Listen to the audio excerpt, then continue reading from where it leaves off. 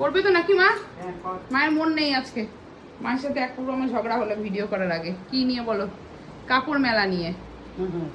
এই একটু এই ঢেলে বৃষ্টি হলো, এই আবার দেখো রোদ হলে এবার বলছে আমি ছাদে যাবো। যাও, আমি বলেছি আমি লটাফটি হয়ে ঘরের ভিতর, সেই জন্যই ছাদে যাবো বলছি। যাও, আবার যেই যেই দেখবে মেঘ করেছে আবার ছুটবে। এটা কি করবো? কম্পালসারি ভাত।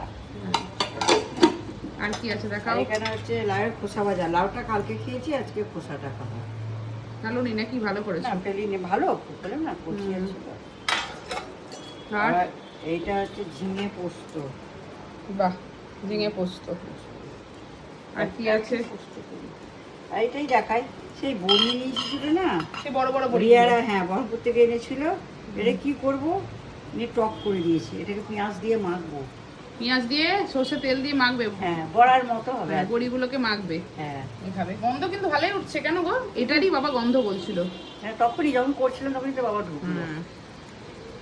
আর মানে খুব ভালো গন্ধ উঠছে। আর হচ্ছে এইখানে বাটা মশলা দিয়ে কি আবার বাটা মশলা দিয়ে কেন? ইচ্ছা হলো। গুঁড়ো দিয়ে ভালো গন্ধ, খুব ভালো একটা ইয়ের মতো গন্ধ উঠছে। হোটেল ফোটেলে যেমন ডিমের ঝোলের গন্ধ ওঠে, আজকে ওরকম গন্ধ উঠছে। ওই তো মৌরি, তারপরে তোর ধনে, জিরে, আদা, পেঁয়াজ সবকিছু দিয়ে করে ভালো করেছে। ভালো অন্যরকম গন্ধ। হ্যাঁ, হবে, ভালো লাগবে খেতে। দেখি।